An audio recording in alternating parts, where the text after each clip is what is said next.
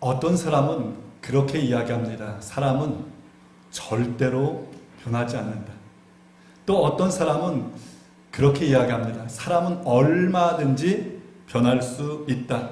안 바뀐다라고 하시는 분들의 말씀을 들어보면은 사람이 잠깐은 바뀔 수 있는 것 같지만서도 결정적인 때가 되면은 원래 모습으로 돌아가기 때문에 바뀌지 않는다. 그렇게들 이야기를 합니다. 대표적인 예로 대도 조세영 씨를 예로 들 수 있을 것 같습니다. 그래서 이분은 부잣집만 골라서 도둑질을 했어요. 그래서 한국에서 현대판 홍길동이다 라는 별명이 붙여지고 대도, 그러니까 아주 큰 도둑이다라고 하는 별명이 붙여졌습니다. 그래서 그가 오랜 시간 감옥 생활을 한 후에 잠시 사라진 후에 아주 세상이 떠들썩하게 소식이 전해졌습니다. 대도 조세영 목사가 되다. 목사님이 된 거예요. 그러니까 목회를 한 겁니다. 그리고 다니면서 여기저기 다니면서 간증을 했습니다. 그래서 그렇게 목사의 길로 잘 걷는 것 같더니만 어느 날 또다시 도둑질을 해가지고 감옥에 갇히게 되는 거예요. 그때 나이가 80세가 넘은 나이였습니다. 전과 16범이었습니다. 그래서 사람들은 그렇게들 이야기를 하죠. 3살 버릇 80 간다. 여러분 어떻게 생각하세요? 사람은 절대 안 바뀐다. 사람은 얼마든지 바뀔 수 있다. 여러분 사람이 바뀔 수 있다라면 그러면 어떻게 하면 바뀔 수 있을까요? 그냥 마음을 아주 단단히 먹으면 바뀔 수 있을까요? 교회 나와서 예배드리면은 바뀔 수 있을까요?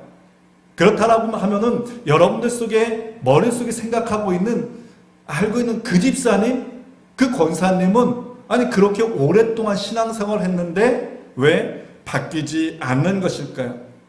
여러분 정말로 사람은 바뀌지 않을까요? 저는 사람을 바뀔 수 있다고 믿습니다. 언제요? 예수님을 만날 때, 성령의 충만함을 받을 때 사람은 얼마든지 바뀔 수 있습니다. 여러분들 절대 바뀌지 않을 것이라고 생각되는 그 사람도 여러분 성령 받으면은 변화될 줄 믿으시기를 바랍니다. 그러므로 여러분 안 바뀌는 그 사람 보고서 저 사람은 왜 저래? 저 사람 바뀌지 않아 라고 그렇게 이야기하는 것이 아니라 저 사람도 얼마든지 바뀔 수 있다라고 하는 그 사실을 여러분 믿으시면서 하나님 앞에 하나님 저 사람도 예수님 만나게 해주세요. 성령 충만하게 해주세요. 그렇게 기도하며 간구할 수 있었으면 좋겠습니다. 오늘 본문은 오순절 성령 강림 사건 후에 베드로와 요한이 예루살렘 성전에 올라갔을 때 발생했던 일입니다. 제9시 기도 시간에 베드로와 요한이 성전에 올라갈새 여러분 예수님께서 십자가에 못 박혀 죽으신 것을 보았던 제자들이요 다들 뿔뿔이 흩어졌습니다. 특히 대제사장들과 종교 지도자들은 예수님이 부활한 그 사실을요 숨기기 위해서 제자들이 예수님의 시체를 훔쳐갔다라고 거짓 소문을 퍼뜨린 거예요. 그리고 그 제자들을 다들 잡기 위해서 혈안이 되어 있었습니다. 그런 상황 가운데서요 제자들이 한 집에 모여 있었어요. 문이라고 하는 문들은요 모두 다 꼭꼭 잠가 두고 있었습니다. 왜 그렇습니까? 두려웠기 때문입니다. 제자들은 주님께서 부활하신 이후에요 40일 동안 주님과 함께 시간을 보냈습니다.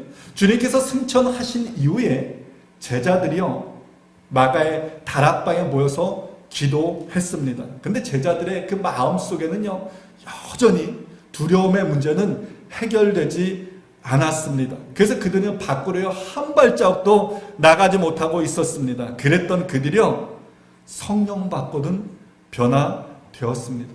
제자들을 잡아 죽이기 위해서 혈안이 되어 있는 그 종교 지도자들이요 가득 모여져 있는 득실거리는 그 예루살렘 성전으로 들어갑니다. 호랑이 굴에 제 발로 찾아 들어갔던 거예요. 왜로? 성령 받으니까요 담대하게 변화되었던 겁니다. 그때가 성경은 제9시 기도 시간이었다라고 이야기를 하고 있어요. 오늘날 우리들로 이야기를 하면은 오후 3시. 그러니까 유대인들이 하루에 3번 기도하는 시간이 있었는데 그 기도 시간 중 하나였습니다. 그것서 베드로와 요한은 성전 미문 앞에서 구걸하고 있는 한 거린을 바라봅니다.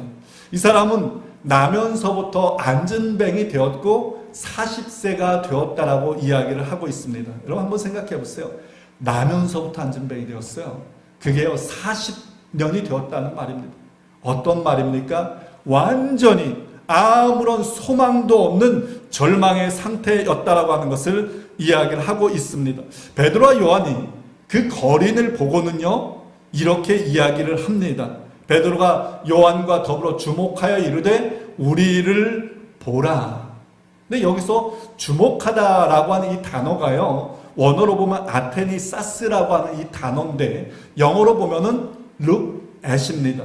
이 look at이라고 하는 것은요 그냥 지나가면서 스치면서 보는 그냥 단순히 영어 단어로 see 정도 하는 것이 아니라 관심을 갖고 자세하게 바라보는 것을 look at 이라고 이야기를 합니다. 근데 이 단어가요 또 한 군데 쓰인 곳이 있습니다.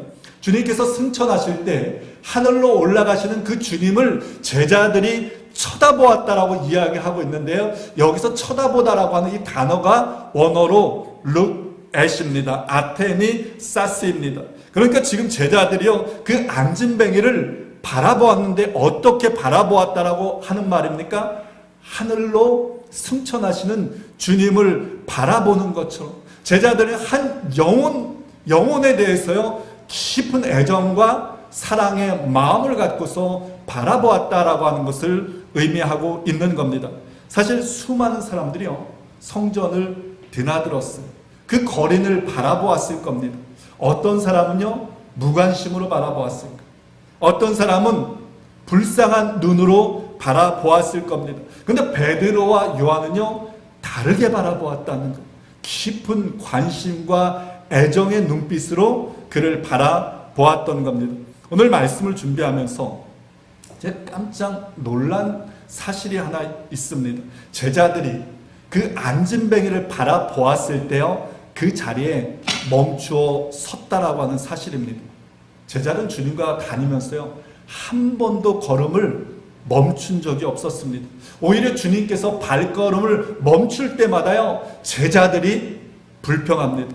부모들이 아이들을 축복해달라고 우리 아이 좀 위해서 기도해달라고 할 때 예수님께서 그 아이들에 둘러싸여 있을 때 제자들이 어떻게 합니까? 그 아이들을 꾸중하며 쫓아냅니다. 왜요? 주님 지금 우리가 앞으로 가서 할 일이 많은데 여기서 시간 낭비할 수 없습니다. 라는 마음이었을 겁니다. 회당장 야이로의 집을 향해서 갈 때 혈루병 걸린 여인이요 그 사이에 들어와서 예수님의 옷자락에 손을 댑니다. 그래서 주님께서 누가 내 옷에 손을 대었느냐라고 이야기를 할 때 제자들 뭐라고 합니까? 아니 주님 사람들이 이렇게 많이 있어가지고 그냥 스치다가 그런 건데 뭐 그걸 신경 씁니까?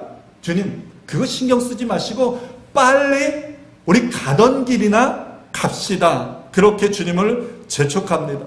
가나안 여인이요 다윗의 자손이요 내 딸을 불쌍히 여기소서 내 딸이 귀신 들렸습니다 라고 외칠 때 제자들이요 아니 주님 저 여자가 자꾸 소리쳐가지고 우리가 할 일을 못합니다. 빨리 쫓아버립시다. 그리고 우리가 해야 할 사역을 합시다 라고 이야기를 합니다. 제자들은요 늘 해야 할 일을 먼저 생각했어요. 제자들은요 앞으로 나아갈 것만 늘 생각했습니다. 그랬던 제자들이었는데 그 제자들이요 지금 걸음을 멈춰 섰다는 거예요. 여러분 어떻게 이 일이 가능했을까요? 예수 그리스도 주님의 영이 제자들 안에 충만히 거했기 때문입니다. 주님의 그 사랑의 마음이요 제자들 안에요 넘쳐 흘렀기 때문입니다. 여러분 주님은 이 땅에 계시는 동안에요 늘 한 가지 목표만 바라보면서 가셨던 분입니다. 아버지의 때 십자가만 바라보고 가셨습니다. 그런데 주님은요 그의 백성들을 위해서는요 늘 걸음을 멈춰 서셨습니다. 길 가시다가 세관에 앉아있는 세리 마태를 보셨을 때 주님께서 걸음을 멈춰 서셨어요. 사람들이 손가락질하면서 하던 그 삭개오를 바라보았을 때 주님께서는요, 걸음을 멈춰 서셨습니다. 그리고 그 집에 들어가서 그와 함께 시간을 보냈습니다. 소경 바디메오가 다윗의 자손 예수여 나를 불쌍히 여기소서라고 할 때 모든 사람들이 그를 꾸짖었어요. 근데 주님께서는요, 걸음을 멈춰 서셔서 그를 치료해 주셨습니다. 여러분, 주님보다 더 바쁜 인생이 어디에 있겠습니까? 주님께서 하셨던 그 일보다 여러분 더 귀한 일들이 어디에 있겠습니까? 근데 주님께서요, 늘 그 인생들을 향해서 걸음을 멈춰 서셨다는 거예요. 내가 하나님의 일을 해야 하니까 다른 사람 돌볼 시간이 없다라고 지나치지 아니하셨습니다. 약한 이들, 병든 이들, 소망 없는 이들을 위해서 주님께서는 멈춰 서셨고 그들을 늘 관심하셨음을 보게 됩니다. 아마 예전에 제자들이었다면 성전 미문 앞에 있는 그 거린을 보았을 때요, 그냥 지나쳤을 거예요. 왜요? 들어가서 해야 할 일이 있었기 때문입니다. 근데 제자들이 지금 걸음을 멈춰 서는 거예요. 그리고 그 사람을 주목해 보았던 겁니다. 여러분, 우리 성령 충만 이야기합니다. 여러분, 성령 충만이 어떤 거라고 생각을 하세요? 어떤 사람들은 방언하고 예언하고 치유 은사를 행하고 하는 것을 성령 충만이라고 이야기합니다. 맞습니다. 분명히 성령 충만입니다. 그리고 저도 그것을 위해서 기도하고 그 은사들을 사모합니다. 근데 여러분, 성령 충만의 가장 확실하고도 분명한 증거는 예수 충만임을 기억하시길 바랍니다.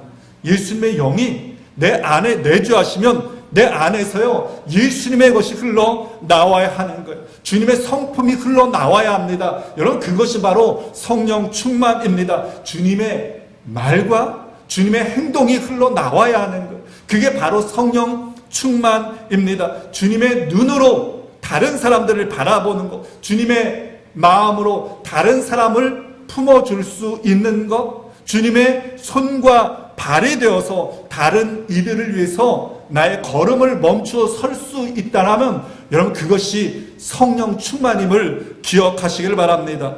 오늘 말씀을 준비하는 동안 성령께서 저를 자꾸 찔리게 하셨어요. 왜냐하면 저의 모습 속에서 제자들의 모습을 볼 수 있었기 때문입니다. 내가 만나는 사람들에게 혹은 저에게 맡겨진 영혼 하나하나를 과연 나는 주님의 마음을 품고 주의 눈으로 바라보았는가? 그러기보다는 때로는 나의 사역을 먼저 생각했고 때로는 앞으로 나아갈 것만을 더 생각하지 않았는가를 돌아보게 하셨고 회개케 하셨습니다. 그래서 참 주님, 나를 불쌍히 여겨 주옵소서, 주님의 마음을 품게 하옵소서, 나를 변화시켜 주옵소서 회개하게 되었습니다. 사랑하는 성도 여러분, 우리가 가장 먼저 구할 것은 주님의 마음입니다. 우리가요, 아무리 능력을 행하고 아무리 멋지게 사역하고 우리 교회 수많은 성도들이 몰려와서 함께 예배한다 하더라도 우리 안에 주님의 마음이 없으면 여러분, 그것은 아무 소용없는 낫땡일 뿐입니다. 저와 여러분들 안에 예수님의 성품, 예수님의 마음, 예수님의 정신이 충만히 넘쳐날 수 있기를 축원을 드립니다. 그러면서 우리들도 제자들처럼 예수님을 닮아가며 변화된 삶을 살아가는 기적의 주인공들 다 되어질 수 있기를 주님의 이름으로 축원을 드립니다. 베드로와 요한이 그 거린을 바라봅니다. 그리고 이렇게 이야기합니다. 우리를 보라. 그래서 거린이요, 그들을 바라봅니다. 성경은 이렇게 이야기하고 있습니다. 베드로가 요한과 더불어 주목하여 이르되 우리를 보라니 그가 그들에게서 무엇을 얻을까요? 바라보거늘. 그래서 바라보다라고 하는 이 말은요, 기대하다라는 말입니다. 성경에 수많은 사람들이 오가고 있었을 겁니다. 보통의 사람들은 그에게 그냥 지나치고, 어떤 사람들은 1불, 2불, 좀 관대한 사람들은 10불, 20불, 통이 좀 큰 사람들은 100불도 주고 지나갔을 것입니다. 던져주고 갔을. 근데 다른 사람들과 달리 이 베드로와 요한은요, 깊은 애정과 관심, 그 눈빛으로 멈추어 서서는요, 자신을 주목하라고 이야기를 합니다.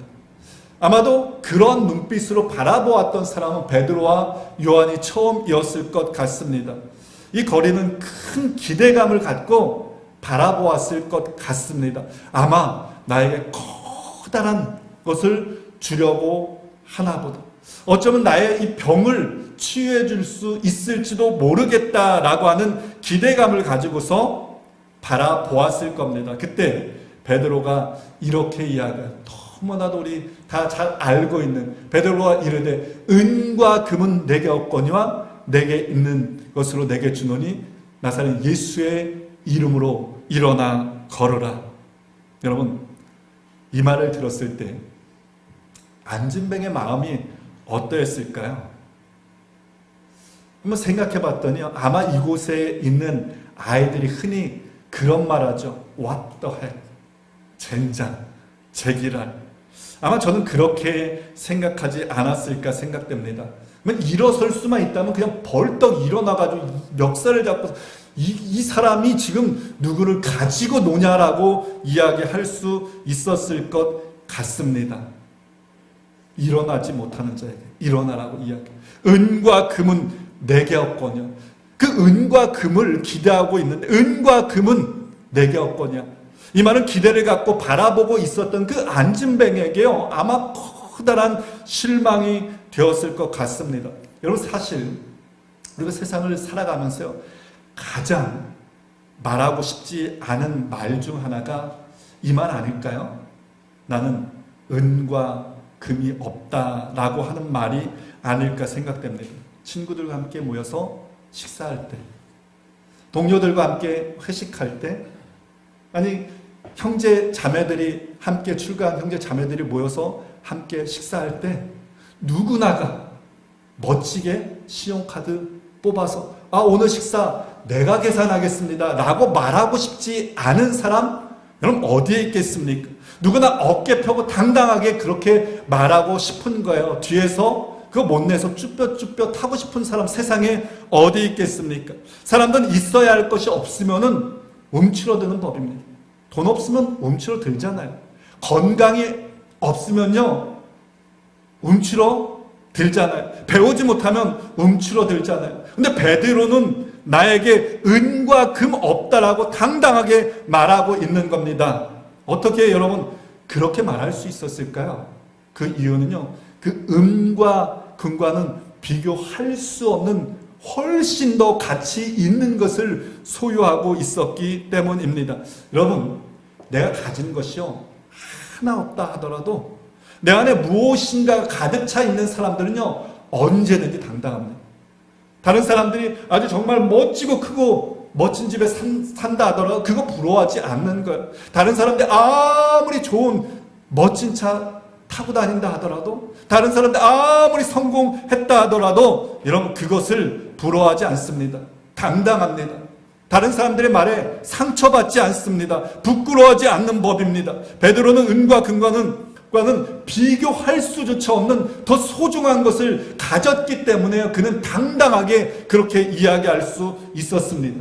그럼 여러분 그 소중한 게 뭘까요? 바로 부활하신 예수 그리스도입니다. 부활하신 예수 그리스도가 그 안에 가득 차 있었기 때문에 그는 당당하게 말할 수 있었던 거예요. 은과 금은 내게 없거니와 내게 있는 것으로 내게 주노니 나사렛 예수 그리스도의 이름으로 일어나 걸으라.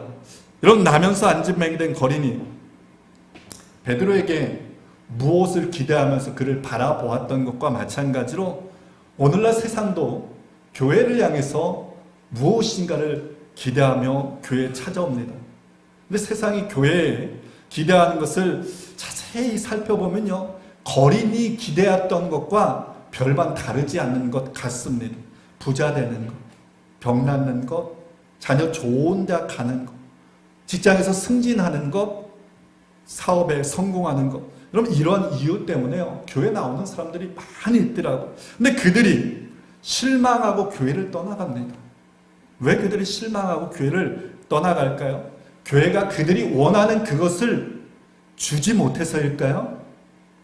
저는 그렇지 않다라고 생각합니다. 저는 그 반대라고 생각합니다. 세상이 원하는 것을 주지 못해서가 아니라 세상이 원하는 것만 주려고 교회에서도 하고 있기 때문입니다. 부자 되는, 건강, 성공, 자녀 잘 되는, 여러분 이 모든 것들이요 베드로가 말했던 은과 금 아니겠습니까? 근데 여러분 그거 아시나요? 은과 금은요 세상이 더 많이 가지고 있습니다. 세상 사람들이요 그 은과 금을 버는 그 노하우는요 우리보다 더 잘 알고 있는 거예요. 세상은 우리보다 그것을요 더 잘 가르치고 있습니다. 다른 종교에서도요 다들 이야기하는 게 어떻게 하면 은과 금을 더 많이 갖는가, 이것에 대해서 이야기를 하고 있습니다. 그런데 그 은과 금은요 채우고 채워도 늘 허전할 뿐입니다. 은과 금은요 갖고 먹고 해도 늘 배고플 뿐입니다. 교회가 정말 주어야 할 것은 이러한 것들이 아니라 바로 참 보배이신 예수 그리스도인 거예요. 그래서 사도 바울이 그렇게 말했던 겁니다. 우리가 이 보배를 질그릇에 가졌으니 우리는 세상 그 어떤 보배보다도 더욱 존귀한 예수 그리스도를 가진 존재들이라고 사도 바울이 그렇게 고백했던 겁니다. 그런데 교회가 자꾸 엉뚱한 것 주려고 하니까 사람들이 교회에 와서 여전히 갈증의 문제를 해결받지 못하고서는 실망하면서 떠나가는 것 아니겠습니까? 교회 와보니 교회도 별것 없네. 교회도 별것 아니네. 교회 안에도 아무것도 없네. 여러분, 교회의 가장 큰 본질은 인생의 죄의 문제를 해결해 주시는 예수 그리스도를 만나게 하는 겁니다. 돈 없어도요 얼마든지 잘 살 수 있습니다. 성공하지 못해도 잘 살 수 있고 좀 건강하지 못해도 잘 살 수 있습니다. 그러나 죄의 문제 해결하지 못하면 늘 공허할 뿐입니다. 늘 갈증입니다. 그리고 그 결국은 영원한 죽음일 수밖에 없습니다. 그러면 여러분 교회가 가장 먼저 해야 할 일은 생명의 예수 그리스도를 전하는 일입니다. 오늘 여러분들은 교회 나오면서 무엇을 기대하고 오셨습니까? 성전 미문 앞에 있었던 그 거린처럼 주님 이 문제 해결해 주세요 하는 마음만 갖고 좀 무엇인가 주님으로부터 얻고 돌아가기를 소망하는 마음으로 나온 것은 없습니까? 여러분 주님 앞에 나올 때마다 항상 내가 무엇인가를 주님으로부터 얻으려고만 한다면 내가 바로 성전 미문 앞에 있는 그 거린일 수밖에 없습니다. 건강, 성공, 부, 우리는 이런 것 구합니다. 조금 더 신앙적인 사람들은 은사, 능력 구합니다. 그러나 여러분 주님이 가장 먼저가 아니면 우리는 성전 미문 앞에 있던 그 거린일 수밖에 없습니다. 세상 만물의 주인이신 그 주님 앞에 나와서 겨우 한 끼 식사 정도밖에 안 되는 그것을 간구하는 어리석은 인생이 되지 않기를 바랍니다. 영원한 생명 되시고 양식 되시는 그분 자체를 간구할 수 있기 바랍니다. 왜요? 주님이 우리의 힘입니다. 주님이 우리의 능력입니다. 주님이 우리 기적의 원천입니다. 바라긴 여러분 우리 모두 주님 한 분 그분 굳게 붙잡음을 통해서 세상 만물의 주인 되신 그 주님의 부요하심을 누리며 살아가는 저와 여러분들 되어질 수 있기를 축원을 드립니다. 베드로와 요한이 예수님의 이름으로 선포하자 놀라운 일이 벌어집니다. 오른손을 잡아 일으키니 발과 발목이 곧 힘을 얻어 뛰어서서 걸으며 그들과 함께 성전을 들어가면서 걷기도 하고 뛰기도 하며 하나님을 찬송하니 발과 발목이 힘을 얻었다는 거예요. 죽은 것이 되살아났다는 겁니다. 조금 회복된 것이 아니라 완전히 회복돼서 걷고 뛰고 하나님을 찬양했다라고 이야기를 하고 있습니다. 여러분 너무 힘든 삶을 살아가는 사람들은 그렇게 이야기하더라고요. 뭐라고요? 너무 힘든 삶을 살아가는 사람 그렇게 해요. 죽지 못해서 살아간다. 여러분 한번 생각해 보세요. 나면서부터 지금 안진뱅이 된 사람이야. 이 사람의 삶이 그런 삶 아니었겠습니까? 죽지 못해서 살아가던 인생이었을 겁니다. 그런 그가요 치유함을 받았어요. 걷고 뛰었습니다. 얼마나 축복이었을까. 이게 뭐 꿈인가 생신가 하면서 뭐 꼬집어보고 막 했을 것 같습니다. 근데 여러분, 그것보다 더 크고 놀라운 축복이 있습니다. 무엇입니까? 그들과 함께 성전으로 들어가면서 걷기도 하며 뛰기도 하며 하나님을 찬송했다라고 이야기하고 있습니다. 여러분, 유대인들은요, 신체적으로 결함이 있으면 죄인으로 감주되었어요. 그래서 성전에 들어가지 못했습니다. 아니, 하나님의 은혜를 받아서 가장 먼저 치유될 사람, 되어야 할 그 사람들이요, 그 성전에도 들어가지 못했던, 하나님의 은혜 가운데 배제되어 있었습니다. 그렇게 은혜 밖에 있었던 인생인데, 하나님과 단절된 인생인데, 그 인생이요, 그 거린이 하나님의 은혜의 보좌 앞으로 나아갈 수 있게 되었던 겁니다. 하나님을 찬송하게 되었던 겁니다. 하나님의 그 은혜를 찬양하며 참된 예배자가 되었고, 그의 육신뿐 아니라 영혼까지 온전히 치유함을 받을 수 있었던 것입니다. 사실 저와 여러분들도 정말 성전 앞에 앉아 있었던 그 거린과 같은 존재 아니었습니까? 죄로 인해서 하나님과 원수되었어요. 우리도 이방인이었습니다. 그로 인해서 하나님의 은혜의 전 앞으로 들어갈 수 없었어요. 근데 주님께서 십자가를 지시고 우리의 막힌 담을 무너뜨리셔서 우리에게 찾아오셨고 내주하고 계십니다. 그렇다면 여러분, 우리도 이 거린처럼요, 날마다 하나님을 기뻐하며 찬양하는 인생을 살아가야 하지 않겠습니까? 여러분, 오늘 여러분들 안에 이 은혜 있습니까? 나를 불러주심에 대한 감사, 나를 구원해 주심에 대한 감사, 나에게 사명 맡겨주신 그 은혜에 대한 감사 여전히 붙잡고 있습니까? 여러분, 이 감사, 이 감격 회복할 수 있기 바랍니다. 그로 인해서 제자들처럼 살아갈 이유조차 없이 성전 미문 앞에 있는 이들에게 주님을 증거함으로 그들과 함께 걷고 뛰며 하나님을 찬양하는 일에 쓰임받는 저와 여러분들 되어주기를 간절히 축원을 드립니다. 이제 말씀을 맺겠습니다. 믿음, 소망, 치유라고 하는 치유 이야기라는 책에 나오는 이야기입니다. 톤이라고 하는 한 목사님이 있었어요. 새벽 3시 반에 허름해 보이는 한 식당에 들어가서 식사를 하고 있었습니다. 근데 그때 한 천박해 보이는 7, 8명의 매춘부들이 들어와서 그 식당에서 식사를 하는 거예요. 큰 소리로 이야기를 합니다. 아그네스라고 하는 여인이 있었어요. 그 여자가 이야기합니다. 내일이 내 생일이야. 39살이 된다는 말이지. 그랬더니 그 다른 사람이 그렇게 이야기하면 퉁명스럽게 이야기합니다. 그래서 뭐 어쩌라고, 뭐 생일 파티라고 해달라는 말이야? 그때 아그네스가 풀이 죽어가지고 아니야, 그런 소리 아니야. 내가 39년 동안 생일 파티 한 번도 안 했는데 내가 무슨 하면서 말이 중단됩니다. 분위기가 헐렁해졌고요. 식사를 하고 다들 헤어졌습니다. 토니 목사님이 식당 주인에게 가서 이야기를 합니다. 이 사람들 매일 여기 오는 사람들입니까? 매일 이 시간대에 오는 사람입니다. 아그네스라고 하는 그 여자도 매일 옵니까? 그 사람도 매일 옵니다. 그럼 내일 아그네스가 생일이라고 이야기를 하는데 우리 함께 생일 파티를 차려주면 어떨까요? 식당 주인하고 좋습니다 라고 이야기를 합니다. 다음날 목사님이 케이크를 준비해요. 그 지역에 있는 그 매춘부들을 다 불러 모아서 식당 안에서 아그네스를 기다립니다. 3시 30분이 됐더니 아그네스가 다른 친구들과 들어옵니다. 그때 모여있던 사람들이요, 해피 버스데이 아그네스. 아그네스가 깜짝 놀라는 거예요. 아니 펑펑하고 있다. 촛불을 끄는데 눈물을 줄줄 흘리는 거예요. 그러다가 그들에게 이야기합니다. 이 케이크를 잠깐만 우리 엄마에게 갖다 보여주고 와도 되겠습니까?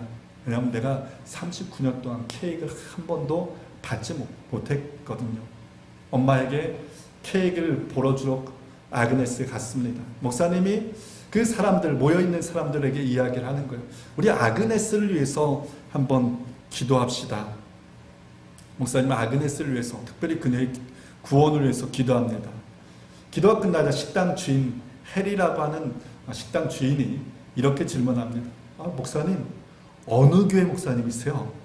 목사님이 이야기합니다. 내가 속한 그 교회는 3시 30분에 매춘부들과 함께 생일 파티를 하는 그 교회입니다. 식당 주인이 잠시 머뭇거리다가 그렇게 이야기합니다. 아니, 세상에 그런 교회가 어디 있어요? 그런 교회가 있다면 내가 벌써 다녔을 텐데. 그러자 목사님이 이야기를 합니다. 그런 교회가 있습니다. 해리, 당신이 지금 바로 그 교회를 막 시작했잖아요. 그럼 토니 목사님이 아그네스를 위해서 생일 파티를 준비하고 사람들을 모으고 기도한 것, 그것이 바로 주님의 마음입니다. 여러분, 이게 우리가 이 마음으로 다른 사람들을 만나고 다른 사람들을 대한다면 세상이 우리 안에 거하시는 그 예수 그리스도를 바라보게 될 겁니다. 세상이 변화될 겁니다. 그들도 우리와 함께 걷고 뛰며 하나님을 찬양하게 될 겁니다. 여러분, 이게 바로 성전 미문 앞에 기적 아니겠습니까? 바라기는 저와 여러분들이 바로 그런 교회, 그런 공동체를 만들어 나갈 수 있기를 주님의 이름으로 간절히 부탁을 드립니다.